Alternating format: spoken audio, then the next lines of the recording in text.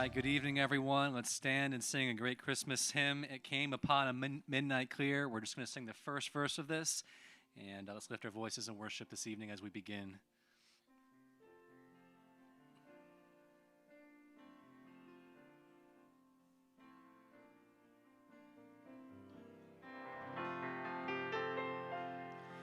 It came upon a midnight clear, that glorious song of old, from angels bending near the earth to touch their harps of gold.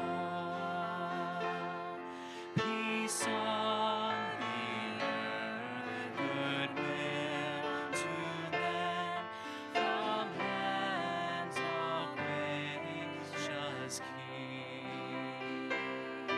The world in solemn stillness lay, to hear the angels sing. All right, Dr. Tim's got a few announcements, and then he'll open us up in a word of prayer tonight.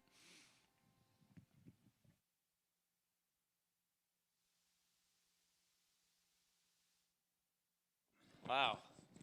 Didn't even get a chance to get this on. All right, well, it's good to see you tonight. Hope everyone's doing well on a little bit of a chilly winter, almost winter evening. So we're glad to see you here. And just a couple announcements. We do have Merry Christmas coming up. We have a Christmas Eve service that is approaching. That is very quickly approaching, and that is on Sunday, which is Christmas Eve this year. Christmas Eve falls on a Sunday, and it's at 6 o'clock at Middletown. So be aware that it's being hosted at Middletown Baptist Church. All right, any other announcements that I should be aware of? All right, yes, thank you. Next week, there's no midweek service. We are going to be doing Christmas caroling, and we'll try to get out as much of the information about that. I'm not sure if we're going to meet here. That'll be the plan, and divide up into groups. And then we're going to go to various homes of shut-ins or some of our widowers and be able to spread some of the cheer of the holiday with them. So hope you'll be able to be here for that and take part in that.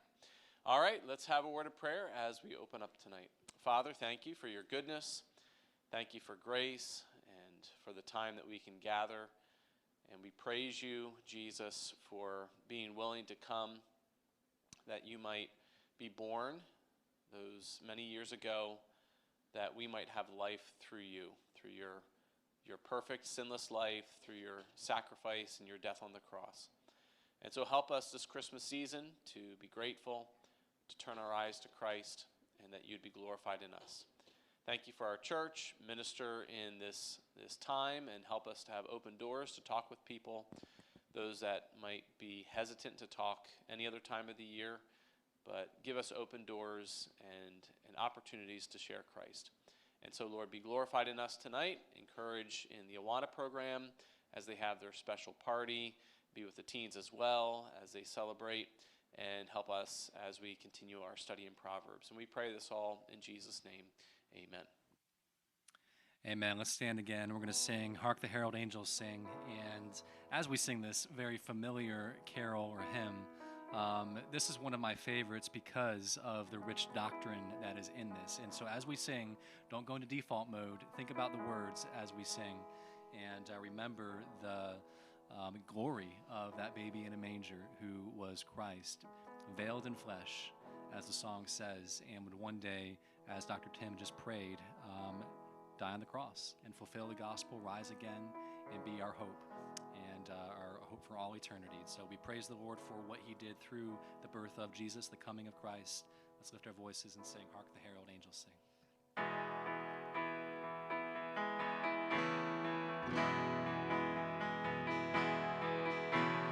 Hark the herald angels sing, glory to the newborn King, peace on earth and mercy mild, God and sinners reconciled.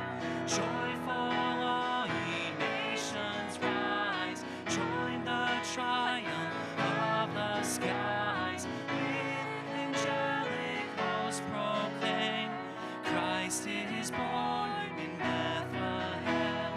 Hark the herald angels sing, glory to the newborn King.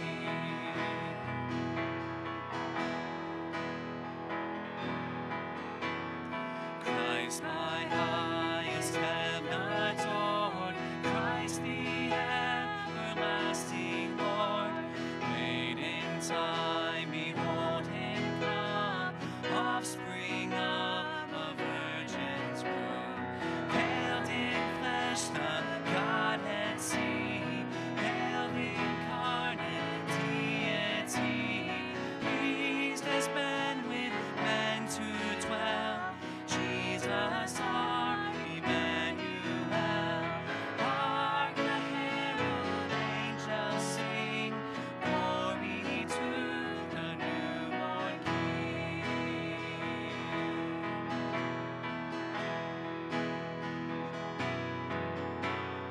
Hail the heaven-born Prince of Peace, hail the Son of Righteousness. Light and life to all he brings, risen with healing in his wings. While he lay his glory by, born that men no more may die, born to raise the sons of earth, born to give them second birth. Hark the herald angels sing, glory to the newborn King. Hark the herald angels sing, glory to the newborn King.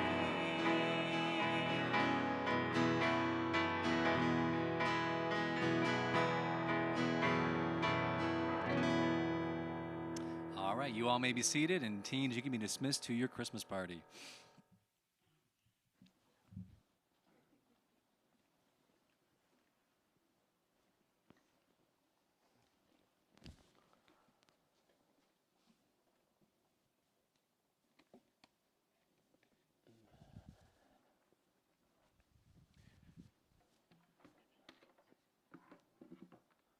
All right. I don't know about you, but I think we should go join the teens. Oh, look at this. You guys see how nice this slides? Pastor Whitmer, shout out, Pastor Whitmer, he told me that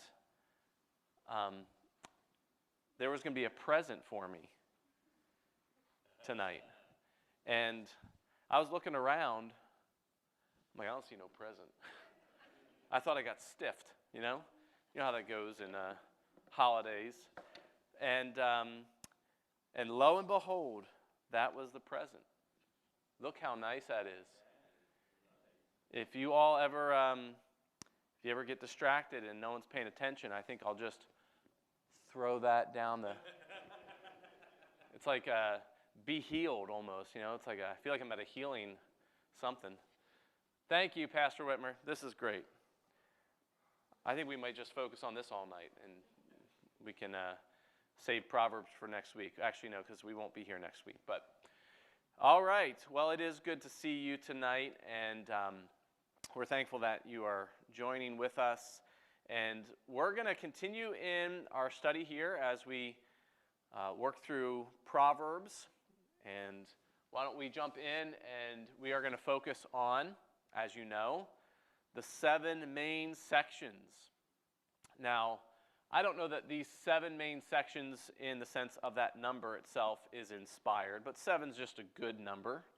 That's a very fitting number, and it seems that that will appear throughout Scripture. But we start out, and the book opens with the Proverbs of Solomon, right? He's the son of David. He's the king of Israel, the wisest man that had ever lived, as we read in the book of Kings.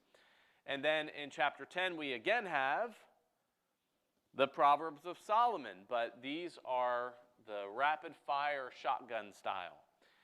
Then we move into the 30 sayings of the wise with just a little addendum at the end. We have just some further sayings of the wise in chapter 24, verse 23, and that just goes through the end of that chapter. So that's pretty brief.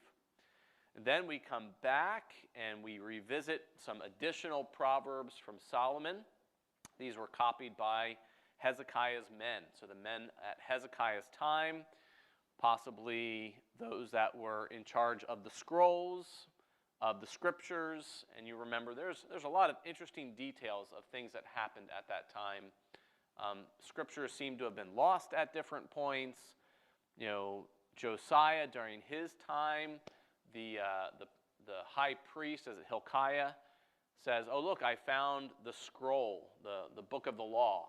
And it's like, oh, kind of, we misplaced that. And there's debate whether that was, they didn't have it at all, or if it was just, this is more of an original copy.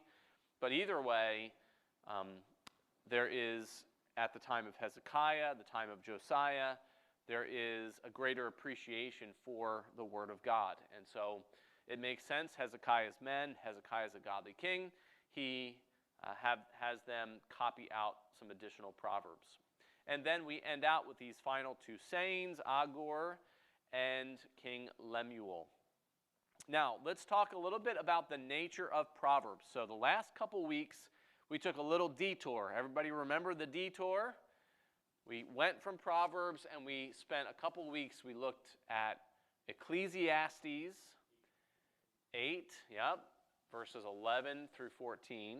And as I said, I think Ecclesiastes 8, 11 to 14 should be required reading before you ever get into Proverbs. That you should have that in your mind, like, okay, sometimes living in this crazy, mixed up world, sometimes the reward of the righteous winds up going to the wicked, and the reward for the wicked winds up going to the righteous. Is it fair?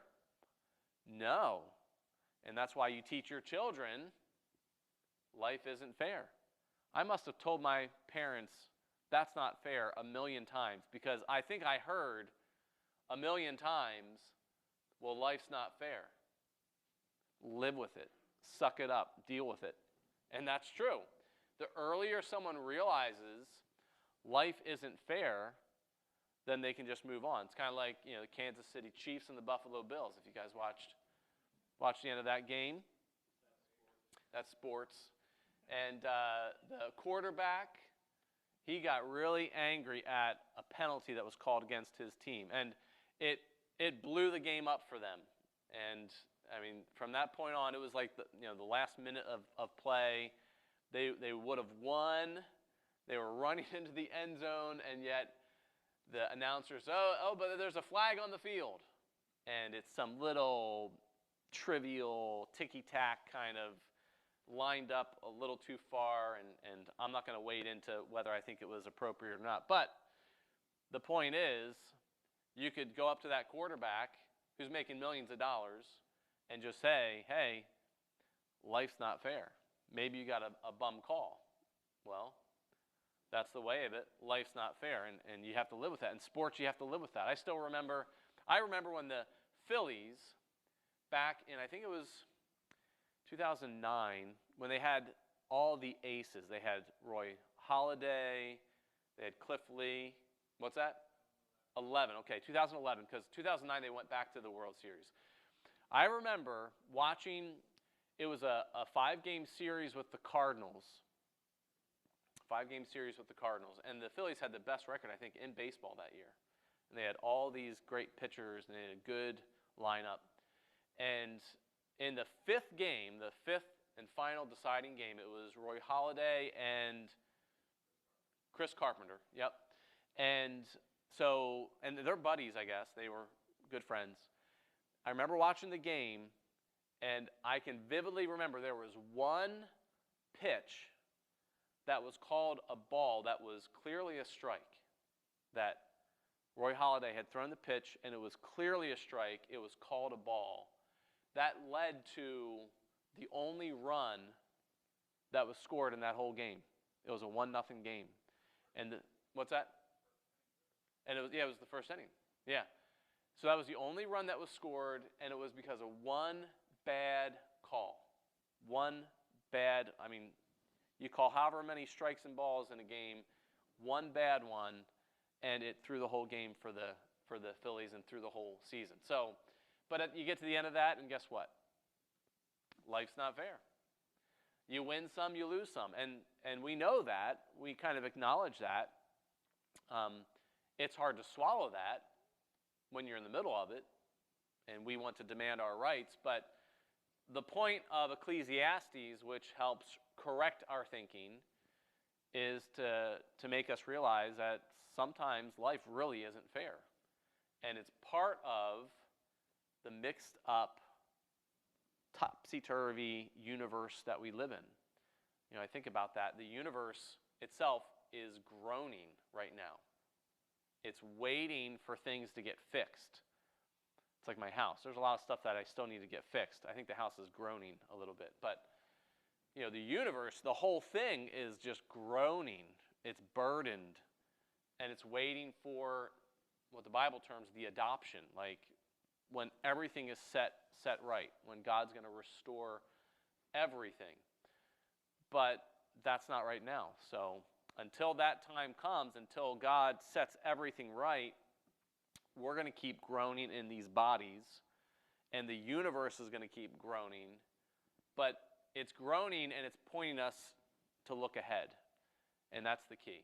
So when you realize life isn't fair, you also take a step back and say, well, there is a God who is a judge who is going to, in the end, judge righteously. And he is going to make everything right according to his purpose and his will.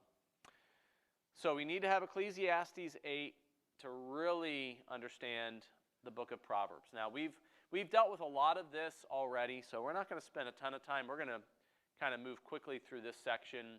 We're talking about Proverbs. What is a proverb? That's kind of a hard question to answer. Like if someone comes up to you and says, what's a proverb? Most of us would be like,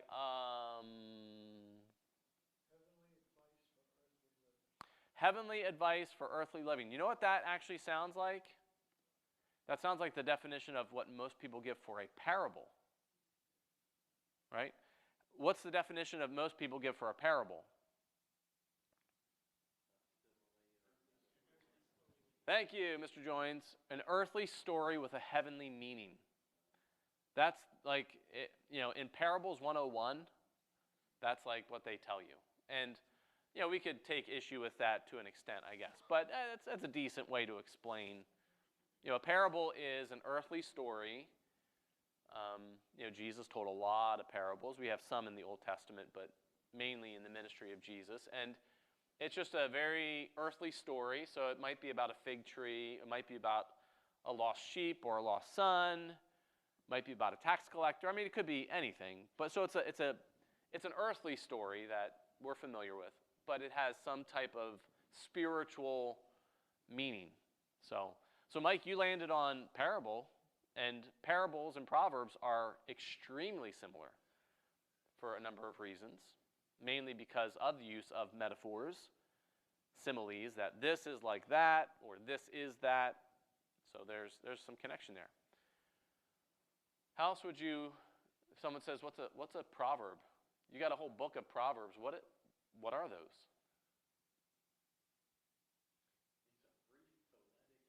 Hey, you can't steal what's up there.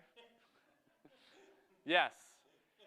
This is maybe a longer definition. It is a brief, poetic, and memorable saying that is laid out for us, designed to help those who fear the Lord to know what is wise and to do what is right. So that's a good way to understand. Proverbs has a purpose, which is to instruct those who walk in the fear of the Lord. Okay, so that's believers.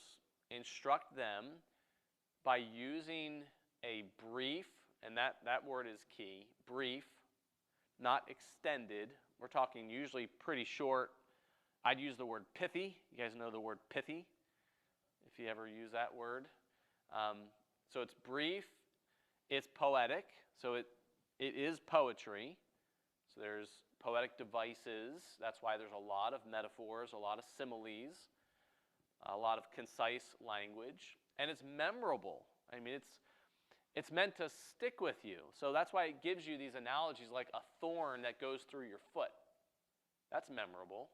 If you've ever stepped on a nail or a thorn, or through your hand, and it gives these descriptions of the drunkard, in Proverbs 23, and these other very vivid, memorable ways to picture something, and those stick with you. Like I was looking at one of my kids the other day, maybe it was 2 nights ago, and they were playing with the dog's ears. And it reminded me of the proverb that a man who grabs a dog by the ears, a passing dog by the ears, is like a person who gets involved in a conflict that doesn't belong to him. That's the proverb. So you see a dog walking by, minding his own business. You walk up to it and yank its ears. Well, that's kind of dumb, right? And especially in that day and age. Sarah and I were talking, I think it was last night, maybe a couple nights ago now, but we were talking about the difference between the Philippines and the United States. Living in the Philippines for a year gave us just a much better understanding of dogs in the Bible. Because in America, dogs are pets. In the Philippines, dogs are nuisances. They're feral, they're wild, and they're packs, just massive packs of dogs. And there were times we would come home and we would park. We had this really large pavilion that covered the basketball court, and then probably about maybe about 50 yards from there was the entrance to our door. So we'd park over here, and then we'd walk to our door. Well, sometimes it was really dark out, and there were a couple times that when I parked, I got out of my car and I heard a dog, one of these just wild dogs, like loose dogs, and usually they were roaming in a pack, so you're kind of looking around. And like all I can think of is like Cujo. I mean, I don't know why my parents showed me that movie when I was like a 7-year-old or something, or 8, I don't know, but that and the Elephant Man scarred me for life. You ever seen the Elephant Man? My mother showed me that thinking it would somehow, make me more sympathetic towards people. My aunt's like, yeah, it'll make them more, compassionate towards people. No, it's going to give me nightmares for the rest of my life. That's what it's going to do. And that's what it did. So, though I haven't had an Elephant Man nightmare for a long time, I'll probably have one tonight. So thank you all. Appreciate that. But those kinds of things, so I'm thinking like Cujo, and you're like, what do I do? You try to make a run for it. But in the Philippines, and Sarah made this observation, she said the only dogs that bark are the ones that are pets. That's what we found. And the others just kind of roam around. They just mind their own business. They're not looking for attention. They want to just be left alone.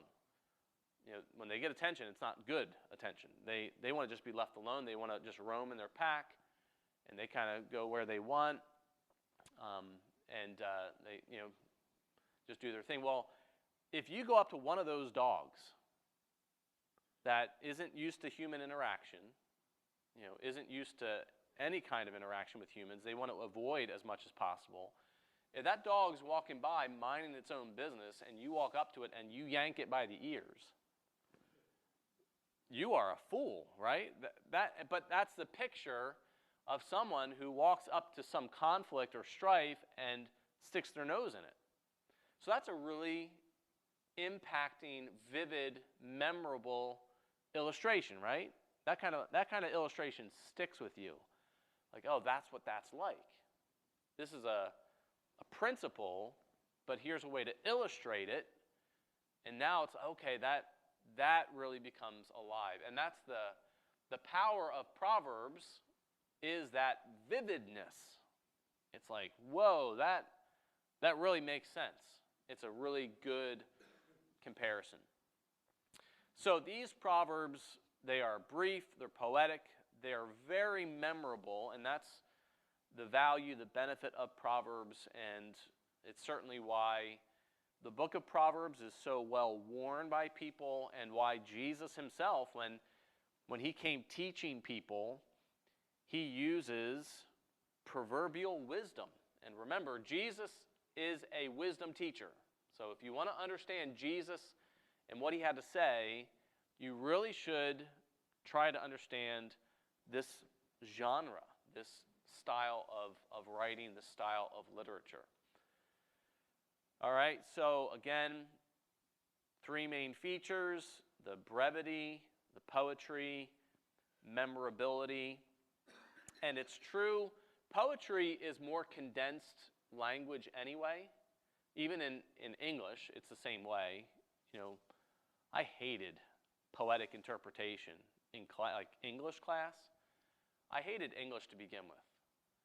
But the worst part of English for me was like when they wanted you to interpret this poem.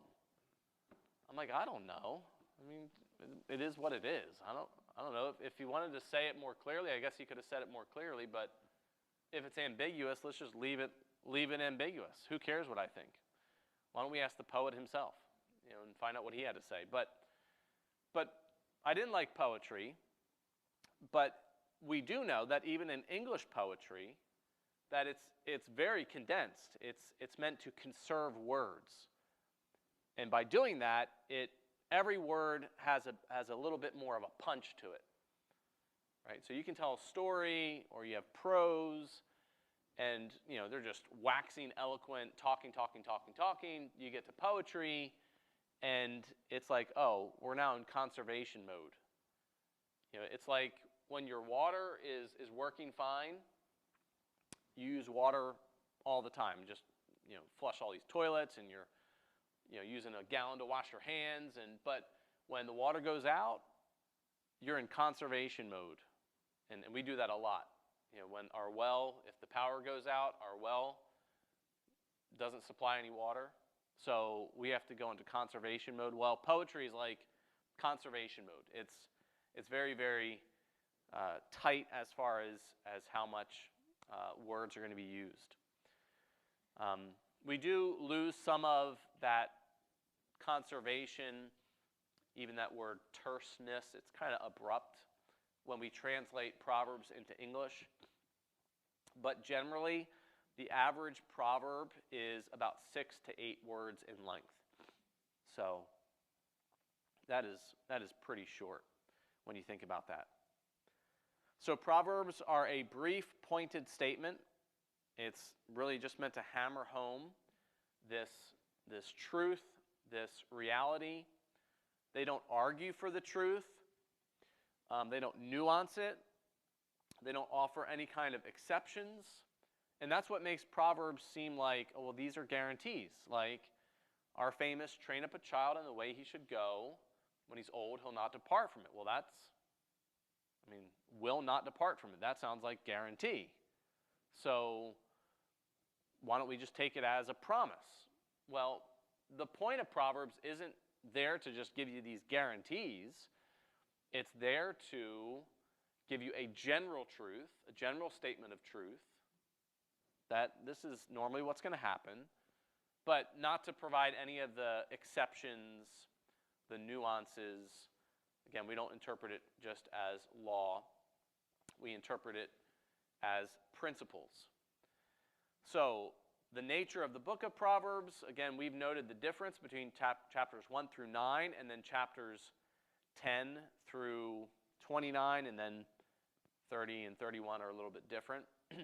But the earlier section, chapters 1 through 9, we have these discourses or these speeches. And one thing that you're just going to see over and over, like in Proverbs 4, this opening, this reminder, hear, ye children, the instruction of a father. And so this is that very familiar Hebrew word. You guys know what the Shema is. Have you heard about that? The Shema. That's what the Jews recite. They recite that. Hear, O Israel, the Lord our God, the Lord is one. Well, that word Shema is just the Hebrew word that means hear. So that's why it's the Shema, because it starts out, hear, O Israel. So you find here, verse number 1 of chapter 4, hear the instruction of a father and attend to know understanding. So Proverbs is all about providing instruction, but also really urging the listener to be receptive. Because you can hear something and not really hear it. That's pretty obvious. Has anyone, sometimes a parent will say this. They say something to you and they say, "Did you hear me?" Now they know that you heard them, but it's like, did that register?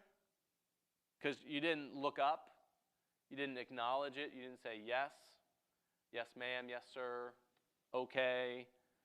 I mean, even like no, at least I know that I got it across to you, and then we can argue about it. But it's like, did you hear me? It's more than just, did it come into your senses of your ear? It's like, are you paying attention? You understanding? You receiving that? You going to do that? Well, this father is urging his son to hear, not just, okay, did you listen to what I said, but are you receiving what I'm saying? Are you welcoming that, embracing that? That's why we see it. Embrace wisdom, right? Call her your family member, your kinswoman. So you want to hear the instruction of a father, and here we have a similar word, right? Which means to listen attentively, to pay attention. Attend to know, understanding. So hear and pay close attention to understanding. Why? Because I give you good doctrine. So this is the kind of the main point of the first 9 chapters. A father sitting his son down and saying, I really want you to pay attention. Like, don't be distracted. Kids get distracted. So don't get distracted. Pay attention. Make sure you're listening. Make sure you've got eyes that can see and ears that can hear, because I'm going to tell you what is true. So you see that there. I'm going to give you good doctrine or good teaching. So don't forsake my law. Don't turn away from my commandments. All right, any comments up to this point? Questions or things that you're observing? All clear? Somewhat? Mostly? All right. So, these are discourses from a father, and then, as you know, woman wisdom. We've already looked at a number of woman wisdom's discourses. I was about to write woman wisdom. That's not going to get me where I need to go. So Proverbs chapter 1. Again, if you see wisdom here, wisdom cries in chapter 1, verse 20.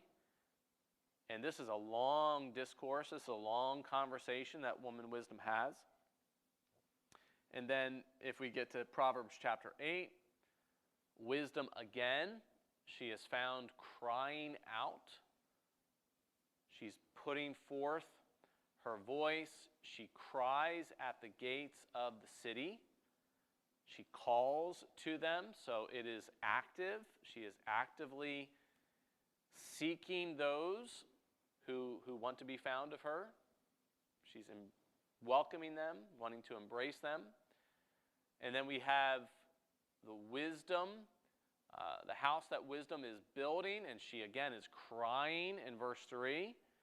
She's calling out upon the high places of the city, and And remember, most of the times that word cry or call is a very strong word. It's like to the point of screaming, which is maybe not very ladylike, but she's making her voice heard. She's not quietly in a corner saying, anybody that is interested, I've got wisdom. Oh, there's so much good counsel I'm ready to share with you.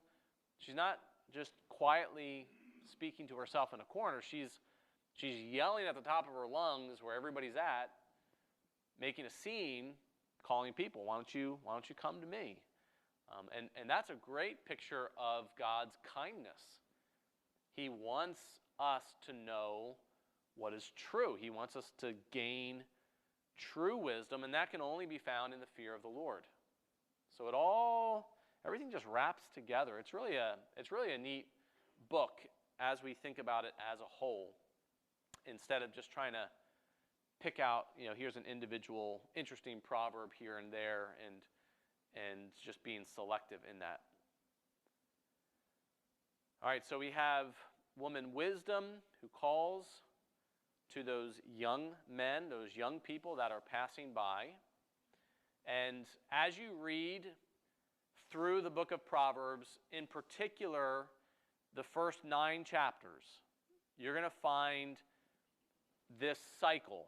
So this cycle, if you kind of trace it around, this is the most common pattern you're going to find. And I think this is a good pattern to follow, especially as we instruct our children, grandchildren, close friends, people that we care about. First there is an encouragement to hear or to listen. So that almost seems like it's needless, like unnecessary. Almost like it's a waste of time.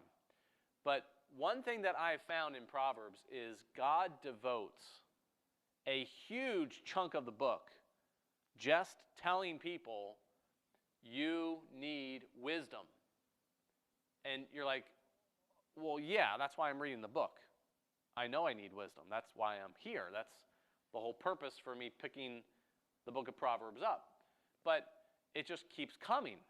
It's not like, well, at the start he says, by the way, you all need wisdom, so make sure you pay close attention.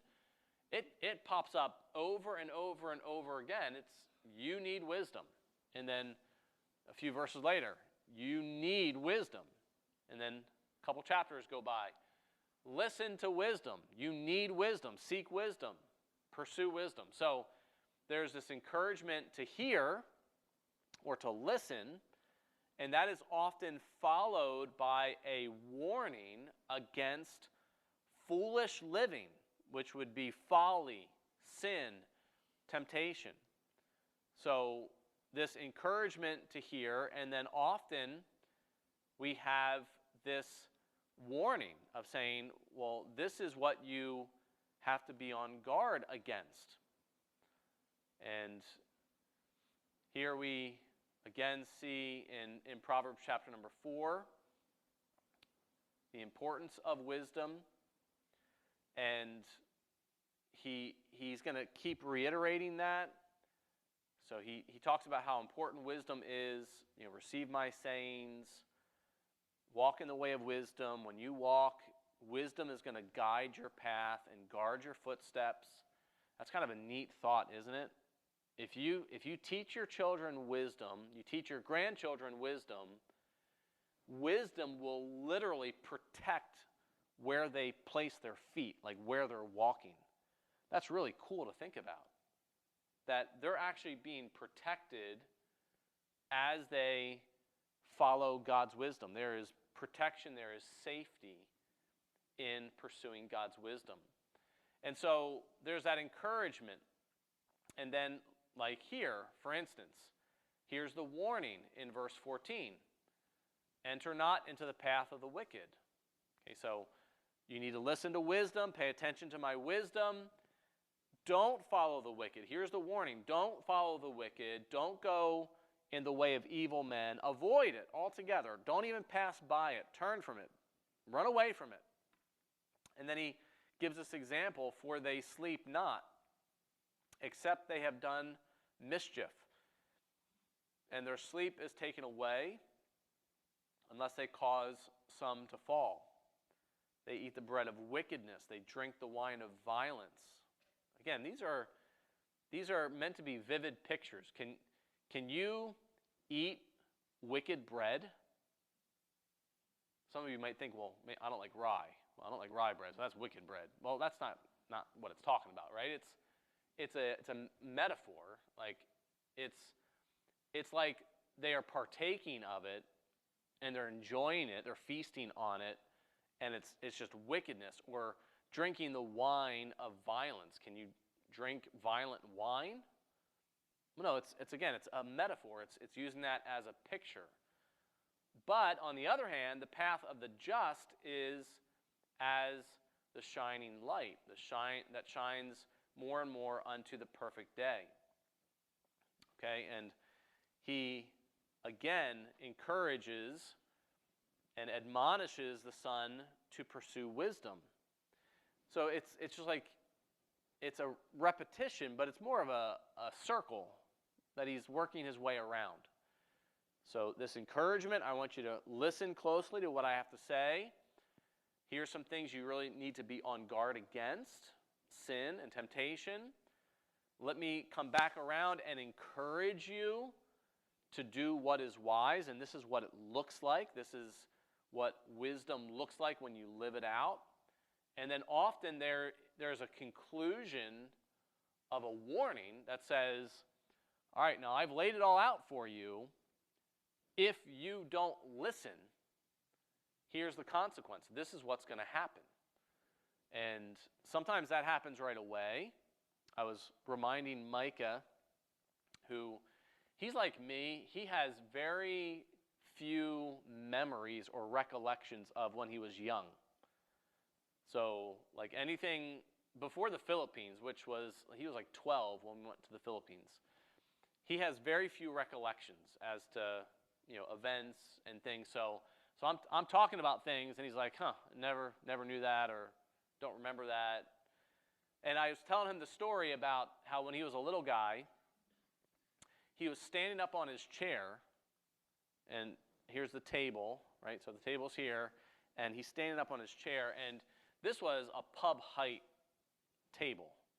Why we decided to get a pub height table when we had little kids, I don't know, but that's what we had decided at the time. So, is what it is. And I told Micah, he's standing on the chair, right? So here's the chair, table's right here, and he's standing on the edge of the chair, and he was reaching over to get something. And I said, Micah, don't do that, because that chair can kick out from under you, and you're going to fall and hurt yourself. Well, it wasn't more than 10 seconds later that he was standing back up on the chair, and the chair kicked out from under him, and he smacked his head on the table and fell to the ground.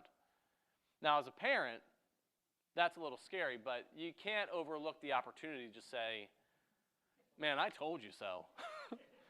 It's like, I told you that was going to happen, and whether it would happen this minute or, if you do it again in the next week or two, I knew it was going to happen. So next time you probably should listen to me. Now, he doesn't remember. He probably had a concussion. He probably has no recollection of it anyway. But that is what it is. And so he, as a parent, you're instructing your son. So it's an encouragement. It's like, okay, look at me. Pay attention to me. Okay, don't do that. And it's a warning. And you're saying this is what could happen. So make sure you sit in your chair. If you need something, ask mommy or daddy. We'll get it for you. Because if you don't, you're going to get hurt. Well, that's kind of like Proverbs. There's this encouragement like, hey, pay attention. Look at me. Sit down. I'm going to talk to you now. You need to listen. And then, here, let me encourage you. There's going to be some temptations out there. There's some traps that you're going to fall into if you're not paying attention. You got to have your head on straight. You got to be looking around. And let me encourage you to do what's right. Here's good wisdom. This is what's right. And if you don't, if you decide, well, Dad's old, he doesn't know what he's talking about, he's out of touch, then this is what's going to happen. I'm going to guarantee this is what's going to happen. Or this is very likely what's going to happen. So it really is a good way to follow that same pattern that we find in Proverbs to help instruct those that are young, those that are simple, our children, grandchildren, young people in the church, a good opportunity for that. Okay, other comments? Anything come up that you have a question, a comment?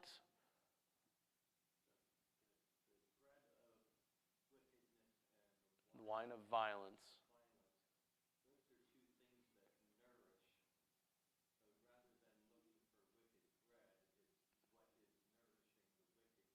Mm-hmm. So it becomes their life. Yes, yeah. And that's the picture as well, like they can't sleep unless they've done evil. It's their sustenance. Yeah, I think that's a good way to describe it. It's what keeps them going. Alfie, did you have something?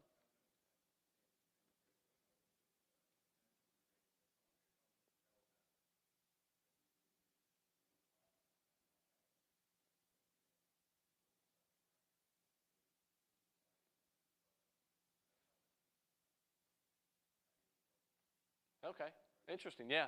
So Alfie's saying, is there maybe even a connection? We think about like the Lord's Supper. You have bread, and you have the wine. What I would say to that is part of the reason it's used in Proverbs, and then part of the reason that those same elements are used in the Lord's Supper is because of how fundamental they are to culture. So, like when Jesus said, "Man shall not live by bread alone, but by every word that proceeds out of the mouth of God."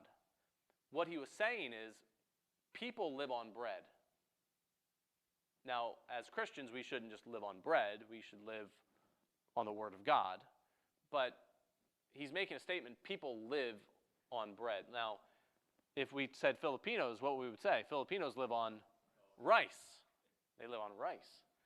So, that's how when I'm in the Philippines, I say, man shall not live by rice alone, because it's more fitting, more appropriate. But it's hard to find good bread in the Philippines, but we learned to make some, so get your flour. But so what Jesus is saying there is, people live on bread. That's the main staple. And then wine was the main staple to drink. Obviously with impurities in water, drinking that wine was a way to purify, sanitize water. Well, we're not going to talk about it tonight, but yeah. Oinos. It comes from the vine, but yeah. We'll talk about it. But so wine, the word wine is the Greek word oinos. We get the word vine, right? Vino, like if you're in Italian, vino, wine. So what comes from the vine? And that was just a basic substance that was just an everyday staple. So when Jesus he uses that analogy, I am the bread of life. He uses the analogy of water as well, but in the Lord's Supper, obviously, he's using bread and he's using wine, and that provides again a picture of sustenance, but the wine being of that color also gives us a quick indication of his blood. So, but back in Proverbs, it would have been the same, it was bread and wine. That's kind of the main staples. You might add on to that, but that's what kept people going, to be able to live. All right, any other comments or questions?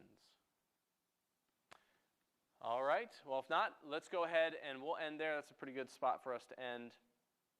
So why don't you see next time you get a chance to teach or instruct somebody, think about this pattern. Okay, so there's just an encouragement for them to hear, to listen. Make sure you're able to connect. They're not distracted, which, you're instructing a child. It's very easy for them to get distracted. So you want to make sure you're engaged with them. It's like, look at me in the eyes.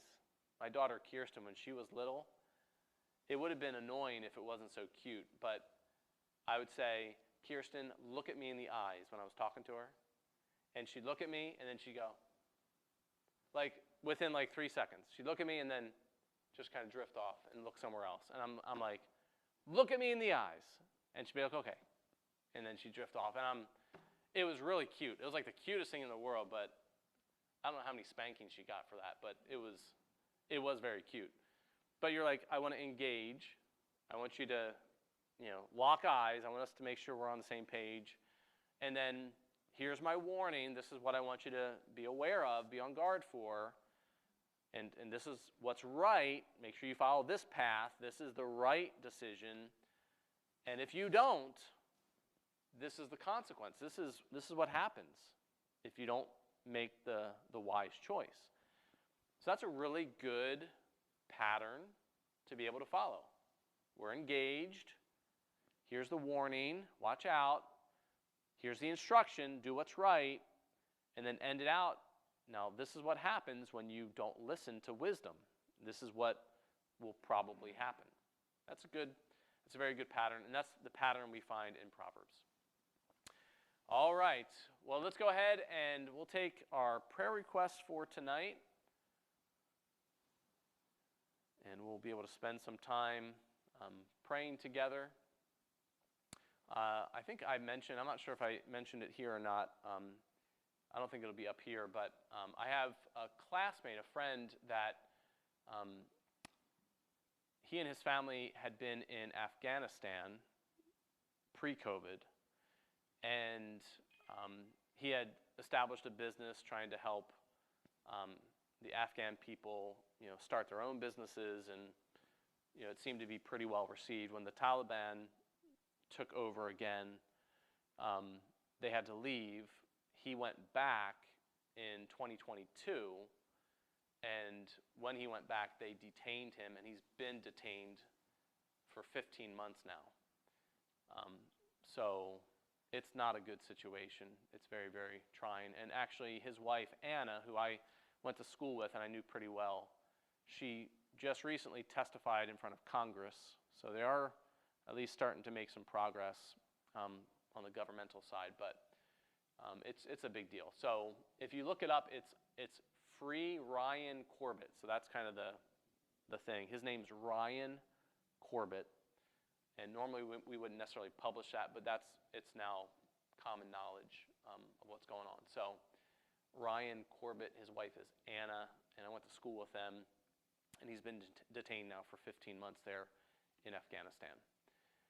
All right, we're continuing to pray for Kaylee and Anjay that they would embrace God. So the prayers for them to hear, right? To hear and to understand.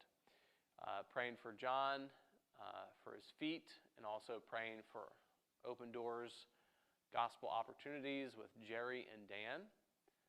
And then health needs for Sue, Everly, Darla, Diane, Ron and Diana, so the Durhams, Becky Cahall, and Kevin. And praying for Donna Knight, whose brother, Stephen, needs salvation. And also praying for Ella Moyer, who has MRSA and staph infection in her leg. And we're praying for expectant mothers, so upholding Kelly joins especially, and also Kristen. And then praying for Chris. He's had a good number of interviews and things, but if you'd pray for him and that God would make that clear for him. All right, let's go ahead and let's break up for prayer then.